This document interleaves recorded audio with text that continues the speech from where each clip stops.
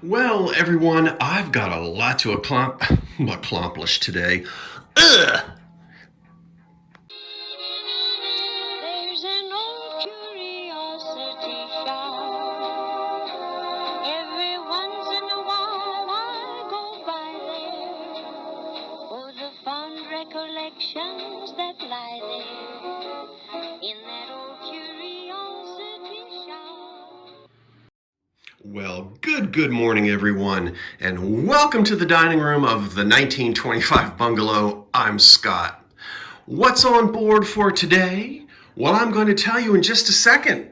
But before we begin, today's cup of coffee is brought to you by... A cup of coffee, a sandwich, and you. A cozy corner, a table for two. Well, everyone, I have got quite a bit to accomplish today. And of course, I'm going to start by telling you why did I choose this beautiful milk glass by the Westmoreland Company, which I've stirred with my own baby spoon. Yep, that's been around as long as I have. Well, anyway, I wanted you to see what real milk glass... I just can't resist. Hold on, sorry. I can't resist to show you what real milk glass looks like. And that's it right there. Now, not only am I going to discuss this wonderful glass on my dining room table, which you may or may not have seen before, if you've been around for a while. You were with me when I purchased this in Lancaster. Ooh, 3 or 4 years ago?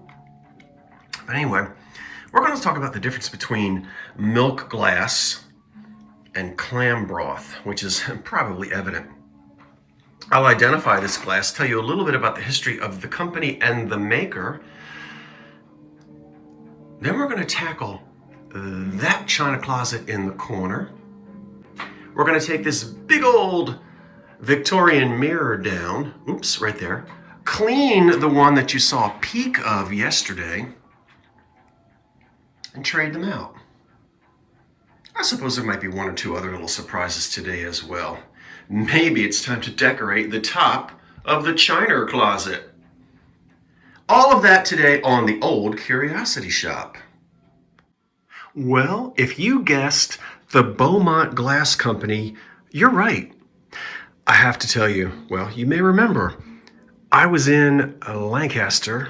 Oh, no, that's not true. I was in Columbia, Pennsylvania, not far from Lancaster. Last summer, maybe 2 summers ago. You know, it's been more than that. And when I saw all of this in the basement of the antique store that I was in, I almost lost my breath. I couldn't race to take the price tag up and ask for a box and some wrapping paper. I knew when I saw it because I've always been a fan of the Beaumont Company, and I'm going to talk just a tiny little bit about it. And then we're going to put this glass into, some of it anyway, I don't think it'll all fit, into the small corner cabinet. But doesn't it look like Christmas candy? Speaking of Christmas, there's the tree. It's not decorated yet. Yes, yeah, the Christmas tree isn't decorated yet. I'm not sure what date this video will drop, but I haven't decorated the tree yet. What was I going to tell you? Oh, so I saw all of this glass. It was over $100, but less than $150. What a steal, because it's all hand painted, but I'm getting ahead of myself. I'm going to read just a couple of paragraphs from a monograph that's printed by the West Virginia Museum of American Glass. This is where I was able to find out most of the information on Beaumont. There's a little bit in the 2 volumes of the great glass of the Roaring 20s and into the 30s, volumes 1 and 2. But a lot more information was printed by the West Virginia Museum. So we'll hear just a little bit about who Mr. Beaumont was, but take a look first at what I've got. 1, 2, 3, 4, 5, 6 beautiful cups and saucers on top of dessert plates. I'm going to call this a dessert set. I have 2 extra plates. There's one, and there's the other. And then there's the cream and sugar bowl. Now, what's that back there? Was that made by the Beaumont company? Indeed, it was. Is this milk glass? Is it clam broth? What have we got going on here? Well, there was a special name for this, and the Beaumont company called it Ferlux, F-U-R-L-U-X.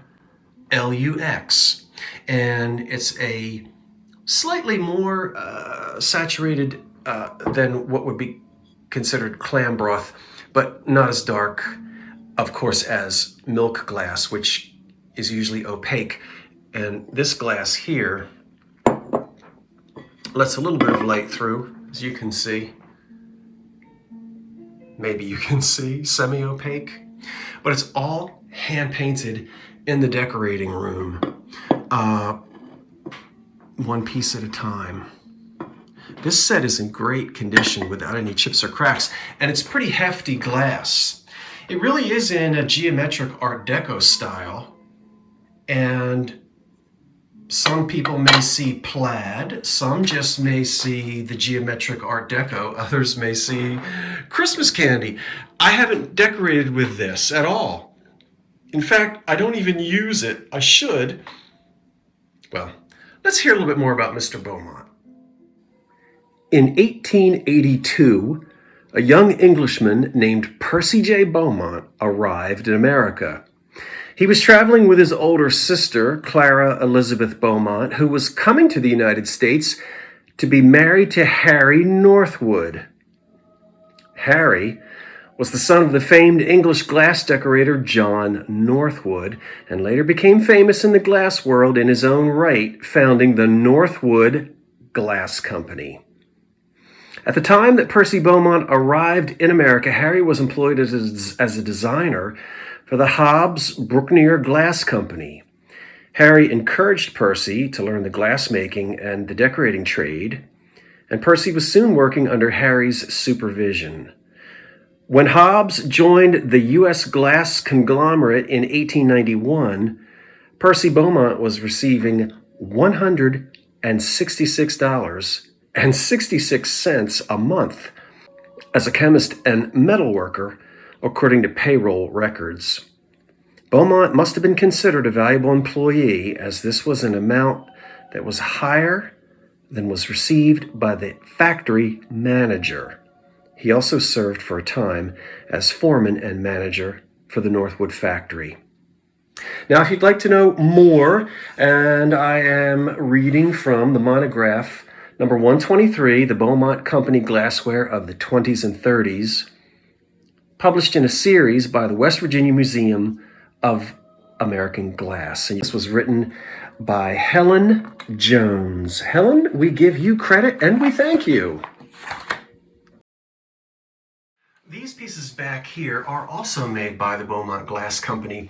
And again, this is in their glass called Ferlux, F-E-R-L-U-X. I don't know if I said it wrong earlier in the video. I hope I didn't.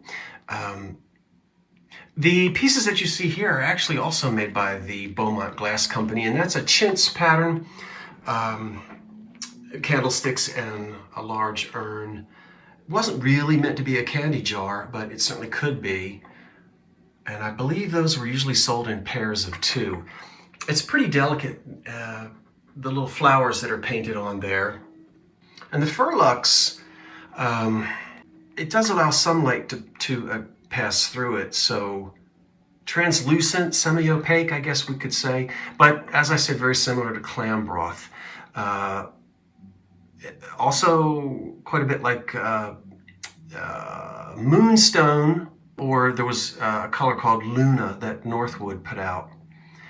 So originally this color was developed for shades, glass shades, yes.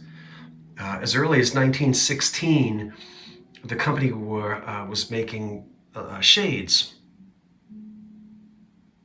for light fixtures, and they were referred to as Ferlux, sometimes two words, F-E-R, new word, L-U-X, but you'll often see it just spelled F-E-R-L-U-X.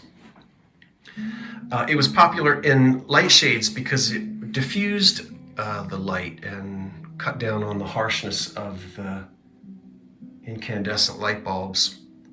Okay, well, let's get this in the china closet. Well, there's the cabinet that needs to be refreshed. I love the luster. Where? Wait a minute, let me get that. That goes to Carmen. She won that the other night, and I've got to get that off to her. So we'll open this up and you see inside here. This has to come out. Okay, let's do it.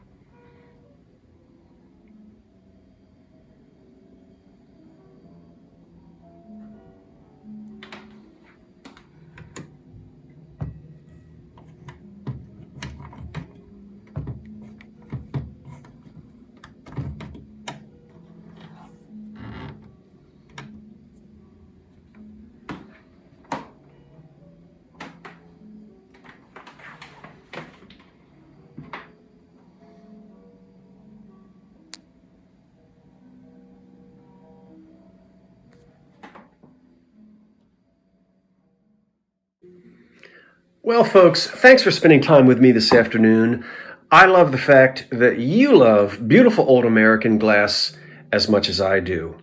And I encourage you to get out there and dig through those thrift shops and estate sales. It's there waiting for you to discover it and bring it home. Until I talk to you again, I'm Scott from the Old Curiosity Shop saying thanks for watching, wait for the cat, and so long for now.